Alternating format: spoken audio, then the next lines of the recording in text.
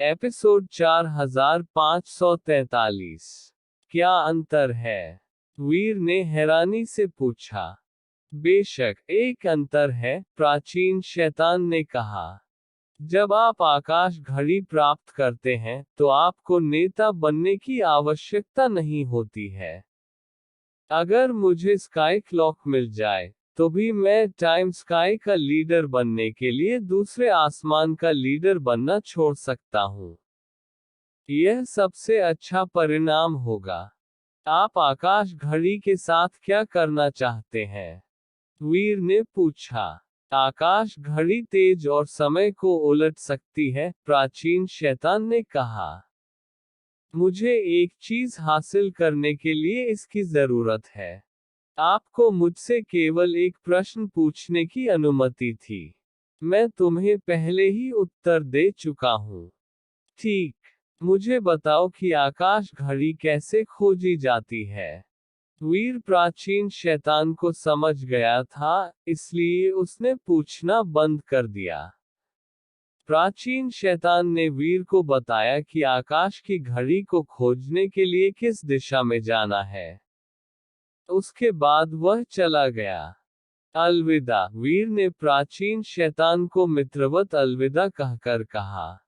मुझे लगता है कि यह सबसे अच्छा होगा यदि हम फिर कभी न मिले। प्राचीन शैतान पीछे मुड़कर नहीं लौटा। वह वीर की तरह नहीं था, जो पूरी तरह से कंजूस अभिनय कर रहा था। वीर को बुरा लगा। उसने अपने होंठ चाटे। यदि वह प्राचीन शैतान का अनुसरण करने में सक्षम होता तो उसके पास आकाश घड़ी खोजने की बहुत अधिक संभावना होती। वह जानता था कि वह उस आदमी को ज्यादा तंग नहीं कर सकता। यदि प्राचीन शैतान वास्तव में क्रोधित होता तो वह आकाश घड़ी नहीं खोज पाता।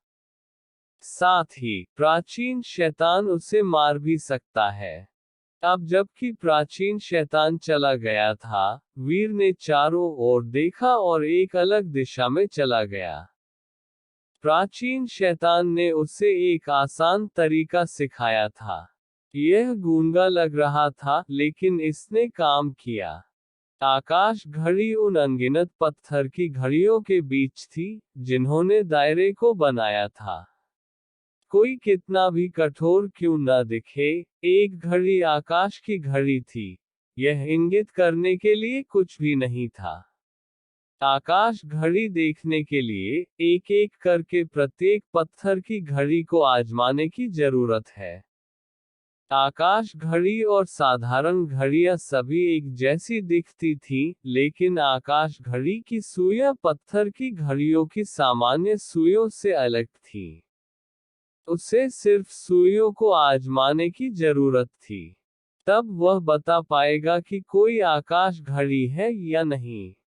टाइम स्काई में अनगिनत संख्या में पत्थर की घड़ियां थीं।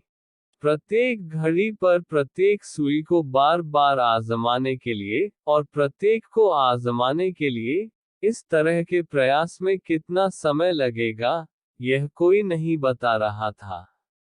इसलिए यह सब भाग्य के अधीन था। यह लॉटरी जीतने जैसा था। अगर कोई भाग्यशाली होता तो उसे पहली बार में जैकपॉट मिल जाता। यदि कोई अशुभ होता है तो उसे अंत तक प्रयास करते रहना होगा। वीर के पास कोई विकल्प नहीं था। उसे उस पद्धति पर निर्भर रहना पड़ा जिसके बारे में प्राचीन शैतान ने उसे बताया था। अब सुई घूम रही थी। तरीका काम नहीं कर रहा था। उसे कोशिश करने से पहले सुई बंद होने तक इंतजार करना पड़ा। प्राचीन शैतान ने यहाँ कोशिश नहीं की थी, इसलिए मुझे यकीन है कि उसने पहले ही यहाँ पत्थर की घड़ियां दे दी हैं। मुझे कहीं और जाने दो। वीर बहुत देर से आया था। वह नहीं जानता था कि जिस पत्थर की घड़ियों पर वह था वह पहले से ही परीक्षण की गई थी, इसलिए उसे एक एक करके उन्हें आजमाते रहना पड़ा। थोड़ी देर चलने के बाद उसने देखा कि कुछ ब्रेक वर्ल्ड जीव एक पत्थर की घड़ी के विपरीत दिशा में इकट्ठा हो रहे हैं। विधानसभा के केंद्र में एक नेता था।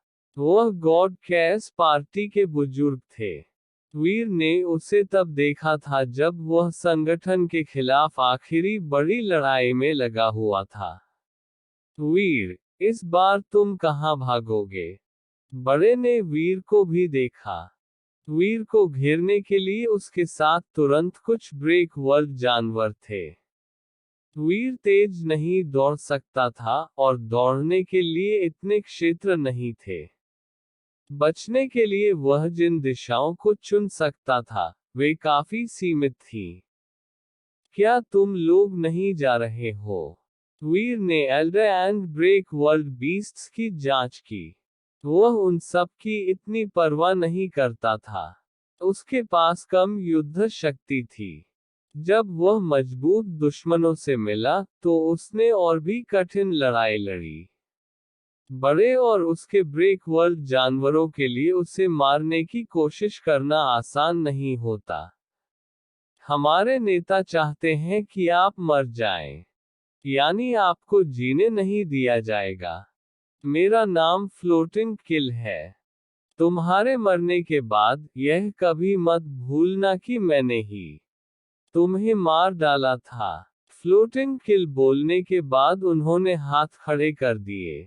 उसने एक बिल्डिंग टावर निकाला और उसे वीर पर फेंक दिया। वह टावर 18 मंजिलों का था। वह सुनहरी रोशनी से जगमगा उठा। यह एक देव मीनार की तरह था। जैसे ही उसने उसके हाथ छोड़े, वह सीधे वीर के सिर की तरफ चला गया। हालांकि वीर ने टावर के दमन से बचने के लिए खुद को तेज किया, उसने टावर को अपने चेहरे के ठीक सामने आते हुए देखा। फ्लोटिंग किल चौंक गया था। उसका तैरता हुआ किल एक लक्ष्य पर लगा हुआ था, इसलिए उसे भागने में सक्षम नहीं होना चाहिए था। फिर भी वीर फ्लोटिंग किल के दमन को चकमा देने में सक्षम था। इससे वह हैरान रह गए।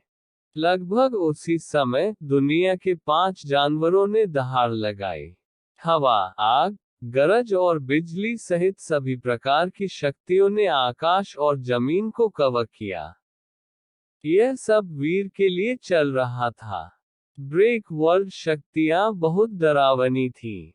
उन्होंने लगभग पूरे पत्थर की घड़ी के क्षेत्र को कवर किया। वीर की शक्ति अभी भी इधर उधर भाग रही थी। वह प्रभावित नहीं लग रहा था। फ्लोटिंग किल चुपके से चौंक गया था। उसके आसपास के 5 ब्रेक वर्ल्ड बीस्ट्स का ब्रेक वर्ल्ड रेट 60% या उससे अधिक था। भले ही वे वीर को हरा नहीं सकते थे, लेकिन उन्हें उसे नुकसान पहुंचाने में सक्षम होना चाहिए था। वीर का चेहरा देखकर फ्लोटिंग किल जानता था कि वह केवल साधारण समन्वय के साथ आगे बढ़ा है। वह अभी भी 5 ब्रेक वर्ल्ड बीस्ट्स को बेला की तरह खेलने में कामयाब रहा था। जैसा कि फ्लोटिंग किल ने देखा कि क्या हो रहा था, उसने देखा कि वीर की गति क्षमता बहुत जादुई थी।